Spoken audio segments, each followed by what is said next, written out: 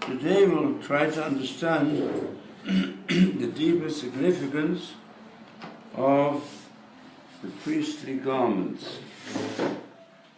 And so I'm going to begin this.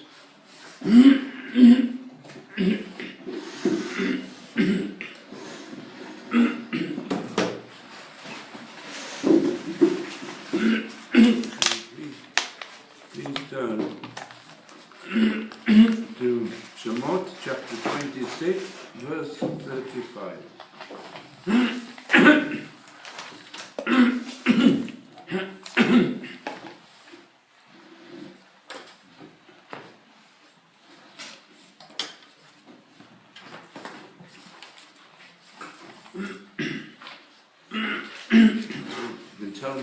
Can anyone tell me which page it is on the Jerusalem Bible? 94. 108.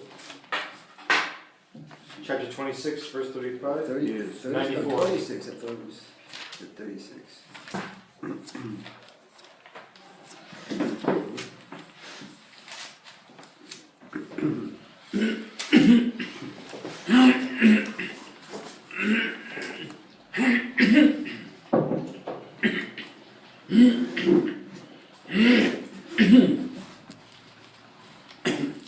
First, let me ask you a question.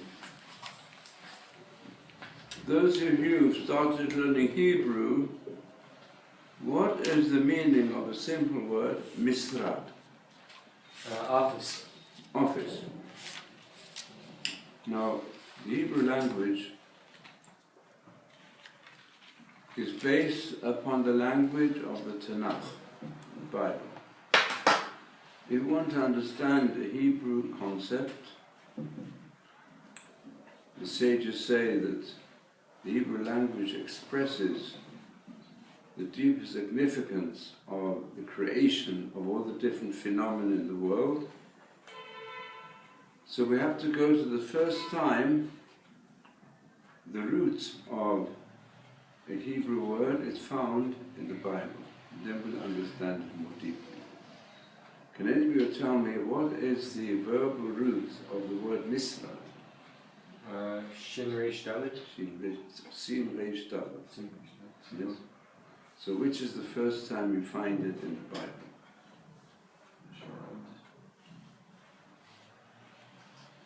Well, it's very simple. I've given you the clue. Now, but where's the first time you find that root?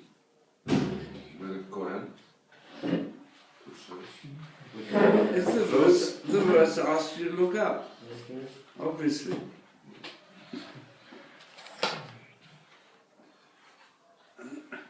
You know,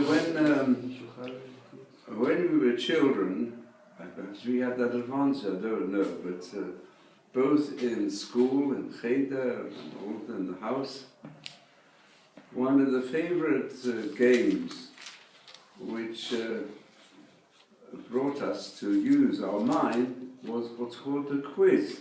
Questions. Okay. So what does it say in this verse? The first time it's mentioned, it's root sarad. It's ושמת אס השולחן מחוץ לפרוכס, ואס המנורה, ונוכח השולחן על צלע המשכן. Chapter 26, verse 35. That's what I'm reading. ושמת אס השולחן מחוץ לפרוכת ואס המנורה נוכח השולחן על צלע המשכן תימנה והשולחן תיתן על צלע צפון. Then the joke is on me,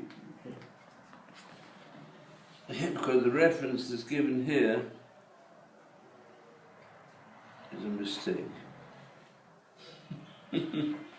So I'm sorry, joke is on me. Let's find this verse. It's in the Sefer in which I'm taking this. The world is full of typos.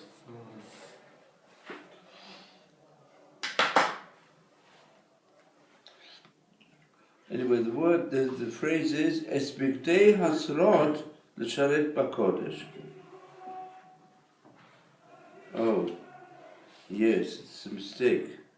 I'm sorry, I don't know where they put that here.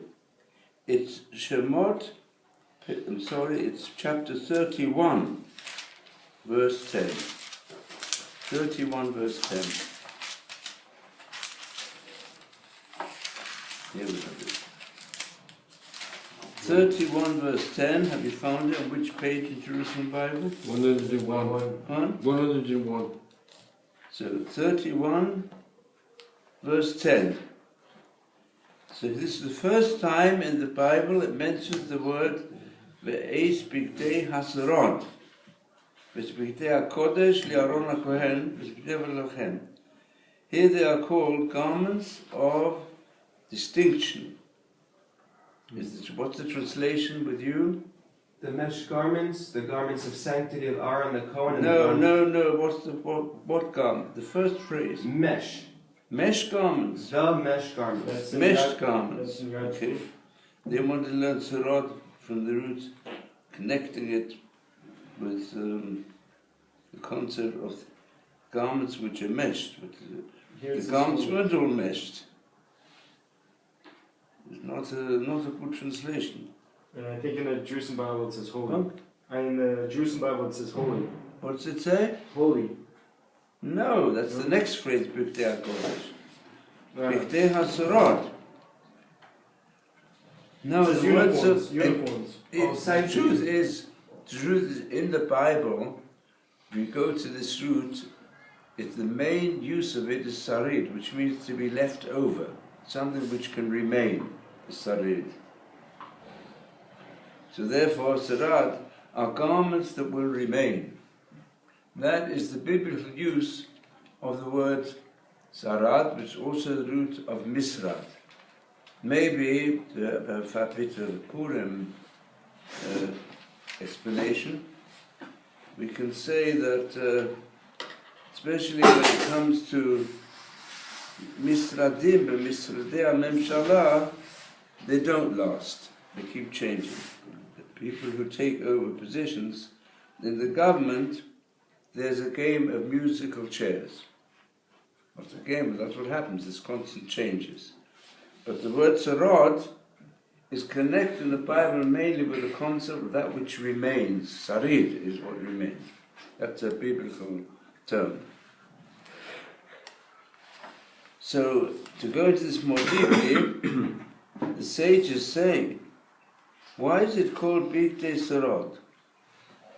But if it would not be for the priestly garments, there would not remain from the people of Israel Saridu Palit, any remnant, and any one to escape. In other words, it means a remnant. So what has produced the remnant for all ages? People of Israel, the priestly garments. We see here a concept that the priestly garments, they have a deep significance. And now I'll give you the unique interpretation of Rabbeinu Bechai of this. That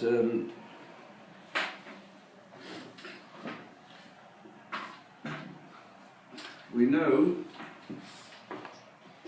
that when Alexander the Great, he changed the world of his time. He's a great genius and also a great conqueror. And he came from Macedonia, a disciple of Aristotle. And then he conquered many parts of Africa and Asia, and also parts of Europe. Wherever he went, his vision was to remove primitive lifestyle and introduce Greek culture, much as possible, remove barbarism. When he came to the entrance to Eretz Israel, what happened? That they came towards him, the high priest of that time, didn't even know what was his name? Shimon HaTzadik, it's called. The grave of Shimon HaTzadik is not very far from here. And he came clothed in his high priestly garments, together with the delegation to him, to ask him to spare the people of Israel from being conquered by Greek culture, and on the contrary, to ask him to permit them, the whole nation, to continue following their religion. So this was described in the Gemara, and there are hints of a similar description in some Greek sources, also Josephus, that when Alexander the Great saw him, he came down from his chariot, according to other sources, from his famous horse, mare, and he prostrated himself in front of Shimon HaTzadik. So his ministers said to him, "You, the greatest king in the world, you bow down to this Jew?" So he said to them, "Yes, because his appearance, it is the victorious image that is in front of me in the time of my warfare. And he is the angel, and this priest looks like him."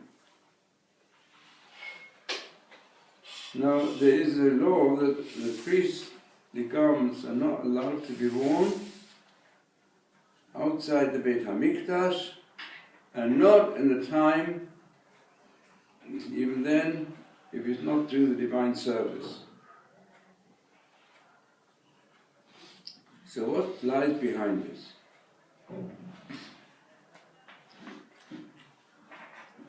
So the sages explain as follows.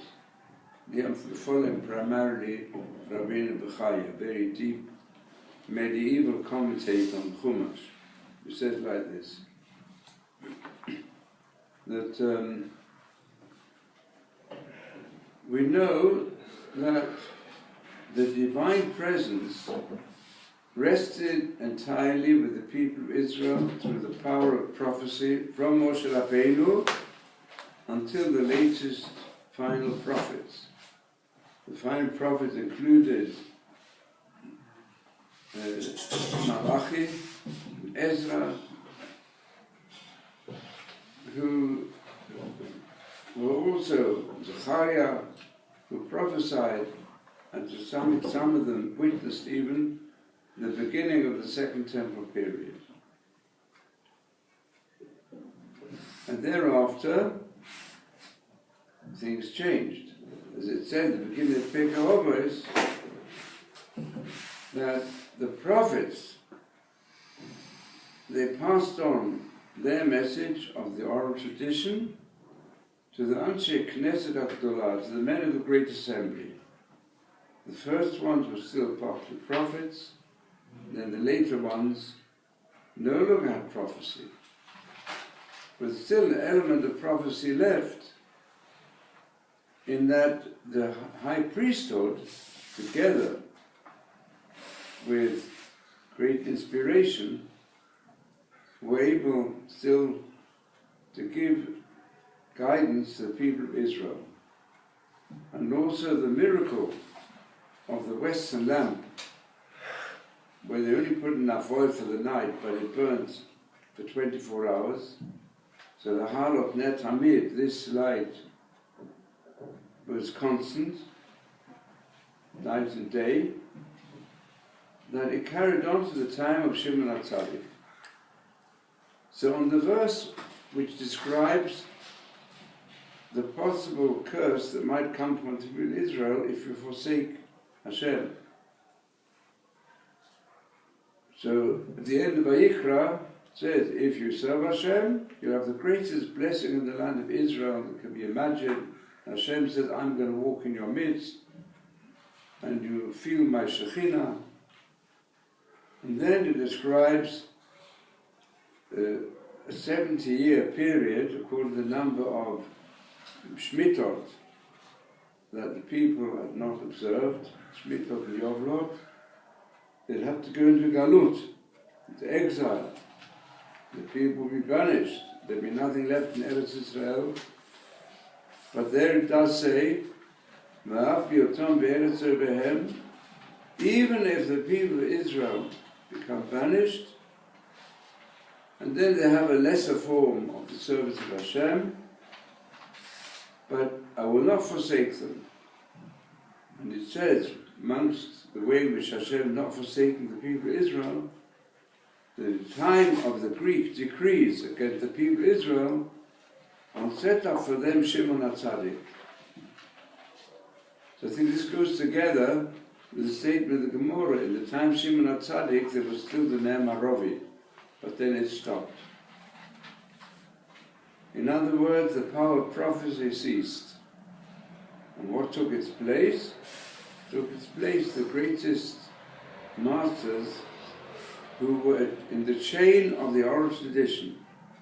So it says in Pirkei Avot, Shimon HaTzadik Hayam Mishayarei Knesset Agdola. He was from the remnant, the last ones, of the men of the Great Assembly, who were 120 great sages, who introduced blessings, and they gave guidance through the Sanhedrin, and there was a transformation.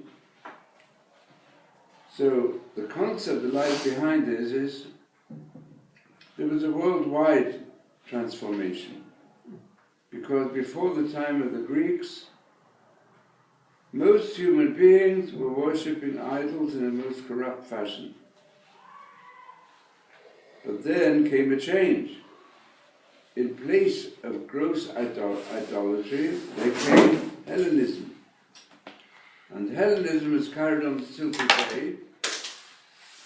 The Hellenistic influence produced the academic world, produced the world that's more interested in scientific study, and they based themselves greatly upon the Greek philosophers and scientists. And philosophy of even agnosticism took the place of worshipping idols. That when the Greeks started interpreting idolatry in terms of philosophical concepts, therefore they tried to analyze which are the different forces.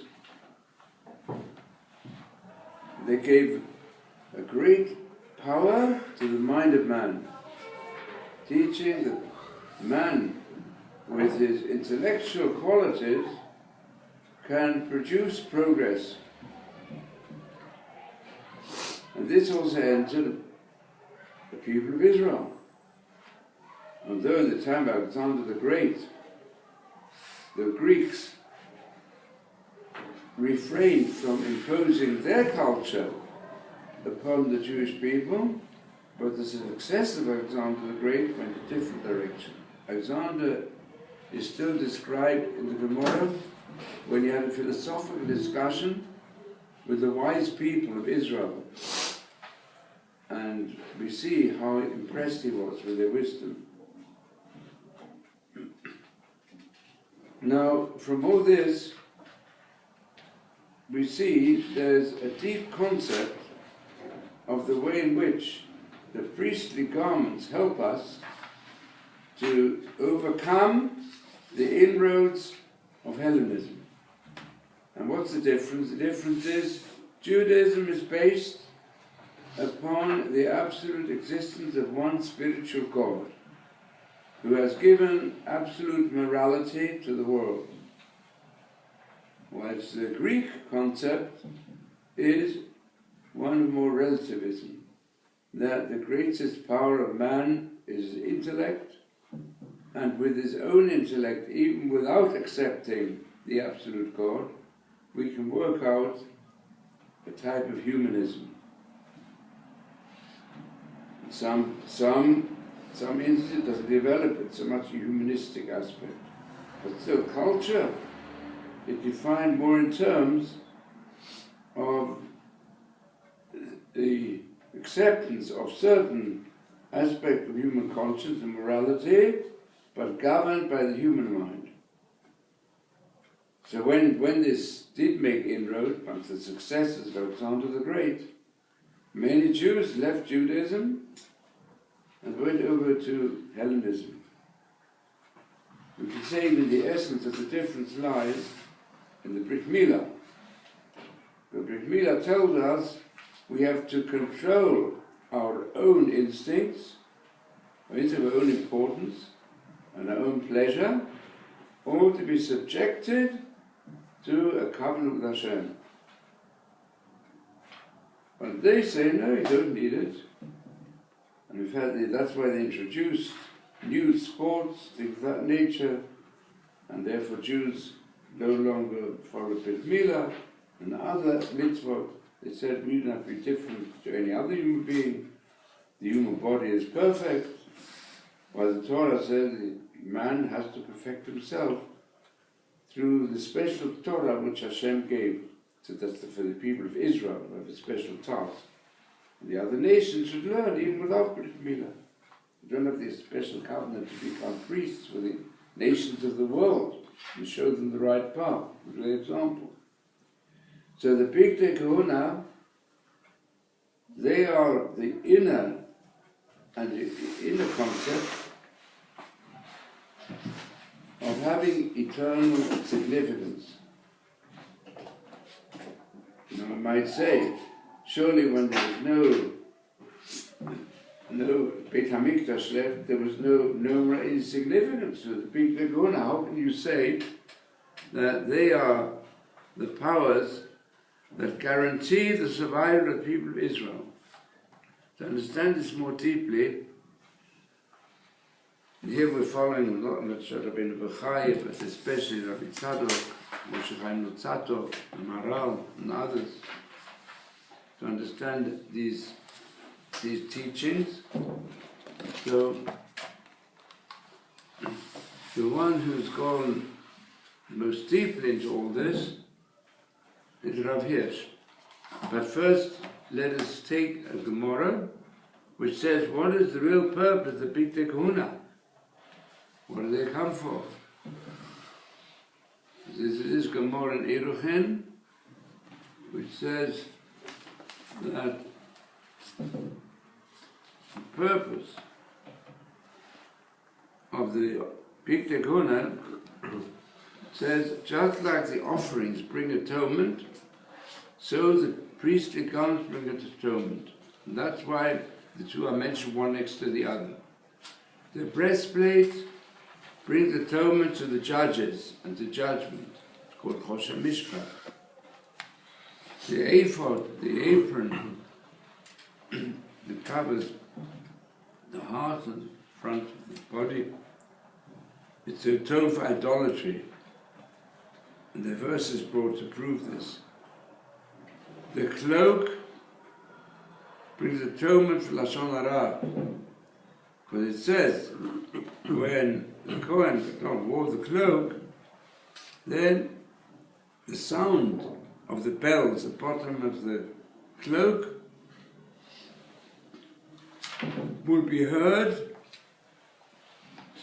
which means those bells were accompanied by the pomegranate that has, by tradition, 613 seeds. So that's something which produces a holy sound when he went into to do his service. Let that atone for evils created through sound, through evil speech and slander.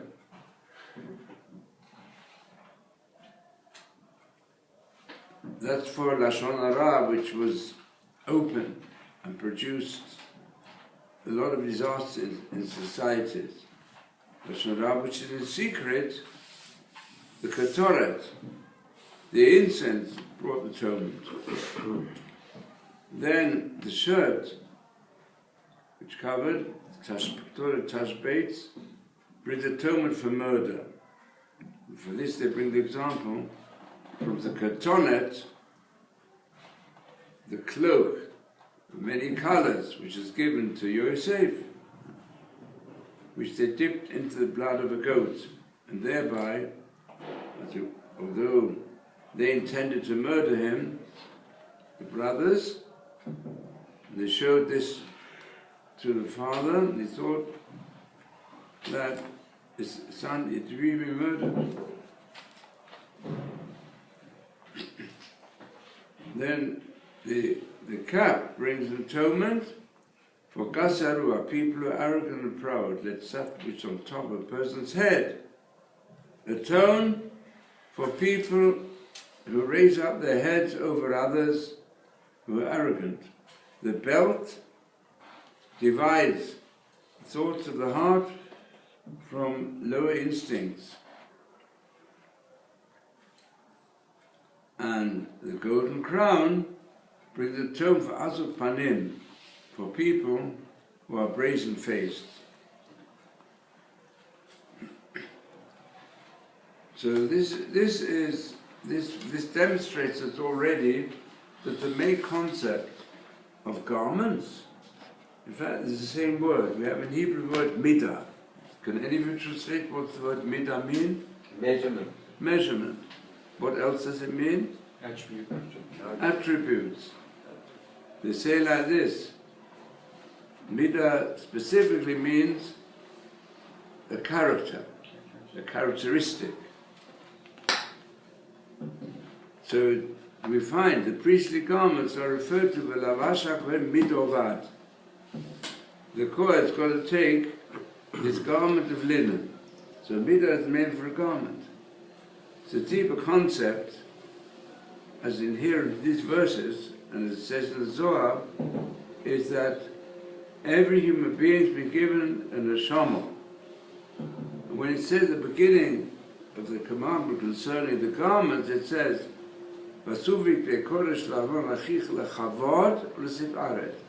Kavod is inner honor. There's Kisah Kavod, which is the honor of Hashem.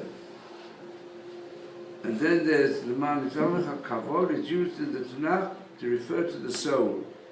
The soul of every person has its origin in the soul power of Hashem. That's the Kisah Kavod.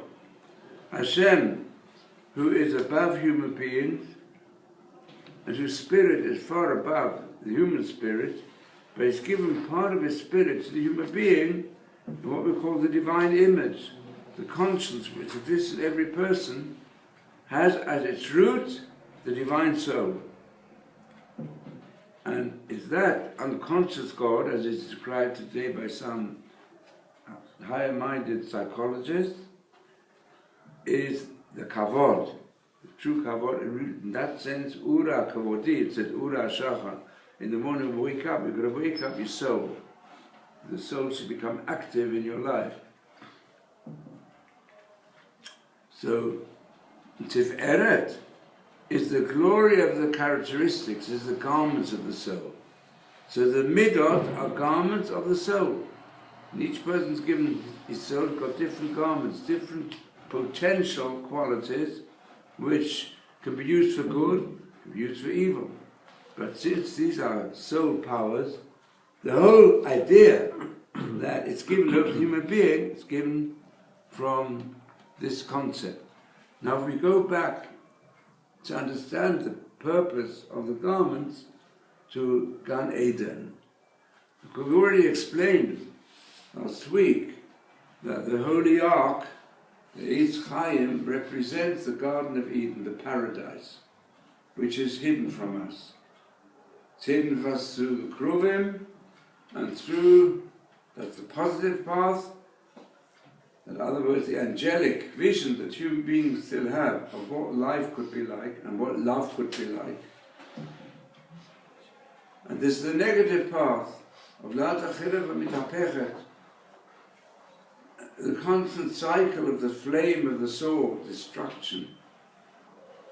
That is a build-up of life only to produce destruction of life. And when people recognize that this is just the pursuit of vanity, then they can come to the concept of the true Gan Eden. So, the Big Day Kahuna, we find their origin in the creation of man and woman, described in Bereshit, and then it says Hashem made clothes. He made, it says, Vayas Hashem Elokim Adam V'Lishto. It says, Kotnot Or Vayal B'Shem. Hashem made the clothes for Adam and Eve. So it's also creation. Which clothes did He make? He made the clothes that He gave every human soul. He gave, like Adam and Eve, He gave them different midot.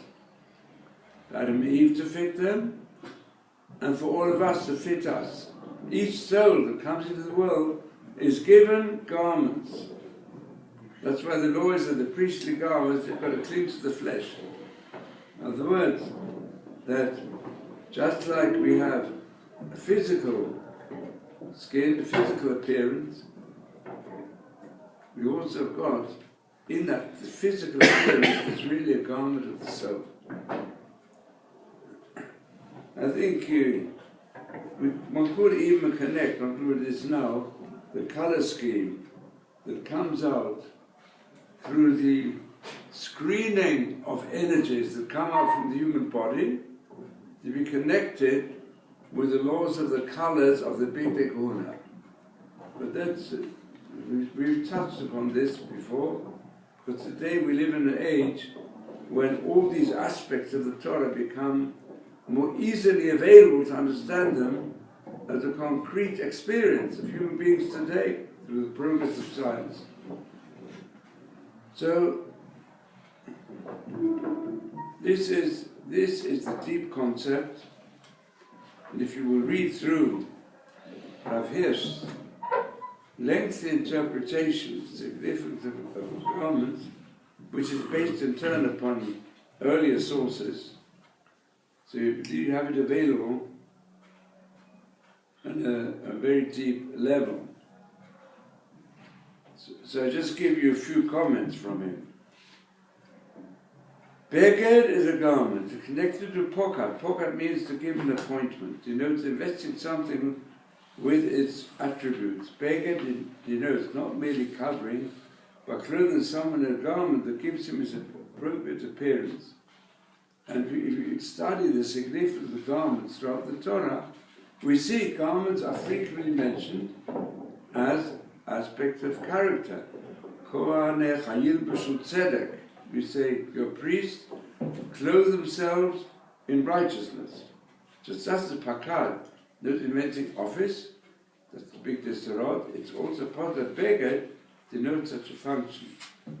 And the origin of clothing of a place of distinction in the moral education of mankind. So clothing has acquired great moral significance in its own right.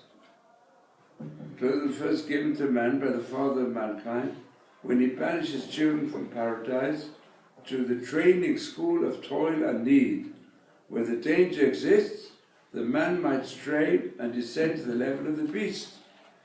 Clothing is itself a reminder of man's moral calling, the first and most conspicuous indication in his outer appearance of man's character. Therefore, Beged, Lovash, become expression of personal integration of characteristics, of distinctive features, which become the person's spiritual garment. And that is applied throughout the Bible.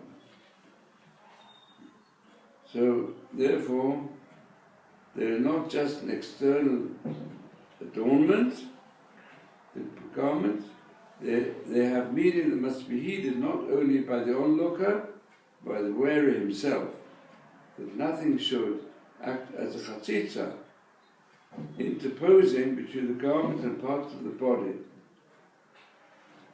So this was the way in which they atone. And even though today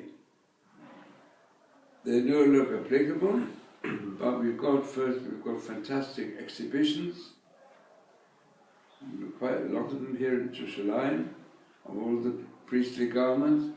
We've got many books, and this is something which, as it says, will be the way in which human character can develop, which is the essence of being Mamlechet Kohanim.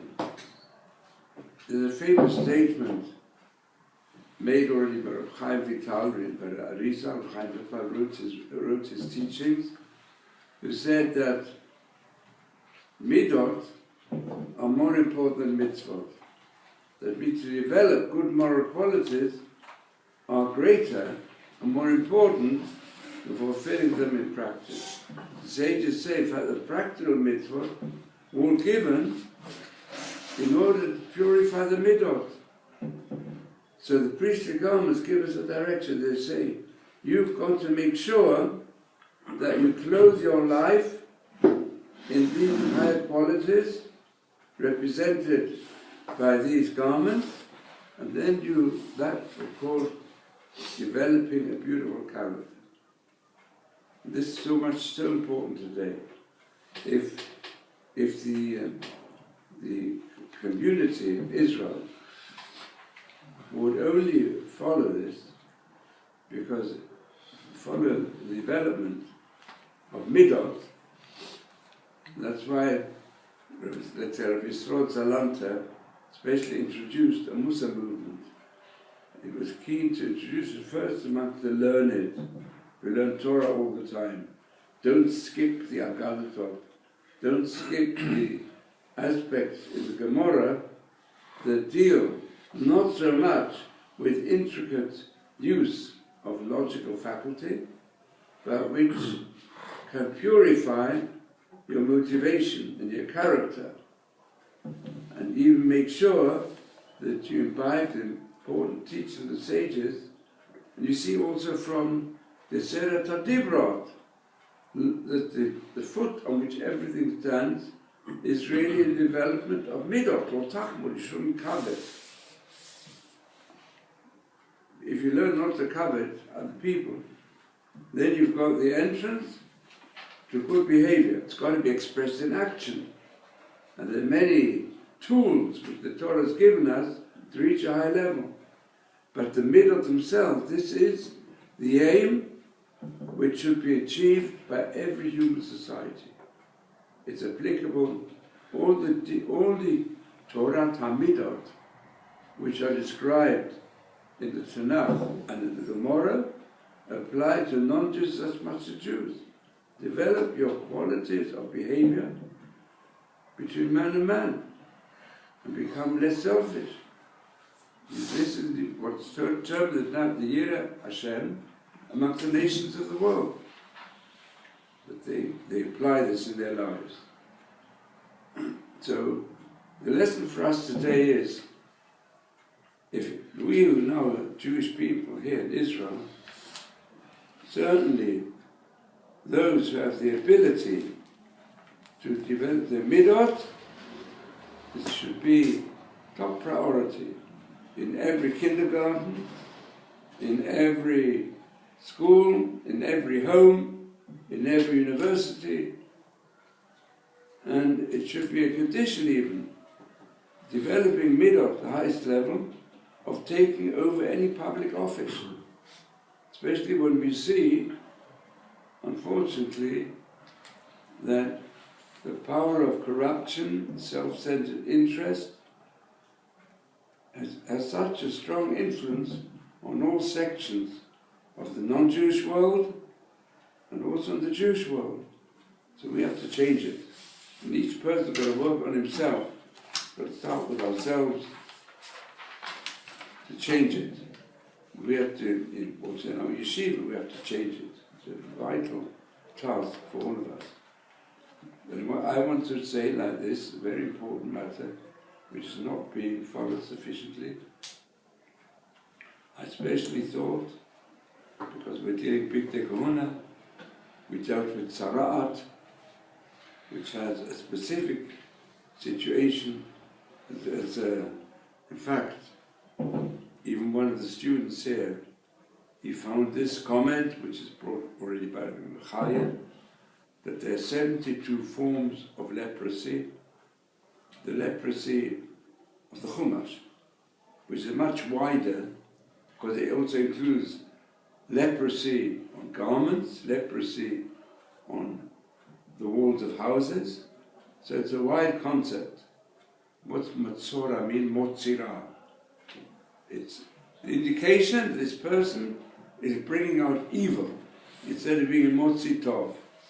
And today we have so many Motzi'era in the world, so you've got to work in the opposite direction. Someone recognized this was the Chofetz Chaim, hence his name. And Chofetz Chaim, he, as both a halachist and as a moralist, has had, after his death, even a strong influence in his life.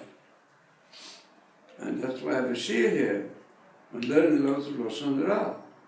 So I think everybody needs to improve it. We all need to improve it and make use of it.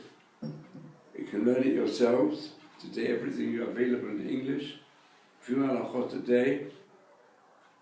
You can use so many svarim in English about the subject. And you have to learn these laws. And if you take them as a law, then it takes away the 72 is equivalent also to Lev Arma. And there were 72 bells ringing, holy bells, at the bottom of the cloak, which was all Techelet, to correspond to bring atonement for the 72 types of Tzarat. A good example, but it says there, speech. Speech produces actions, we know. Evil speech can produce crimes. It's going on all the time, unfortunately, around us. And good speech produces friendship and produces loving kindness. So it's all part. It's not so easy for a person to change a midah, the actual characteristic. It's much easier to control our actions and control our speech. And that's the connection between the Me'il, the 72 forms of Tzarat, and in fact the concept of the Big Day Kahuna, and say like this. To a certain extent, the Kohen Gadol took the place of Adam HaRishon to bring the world back to the Garden of Eden. That's, if you go more deeply into it, Ben Bechai also speaks about this. Kohen Gadol with his garments, restoring the world to Gan Eden.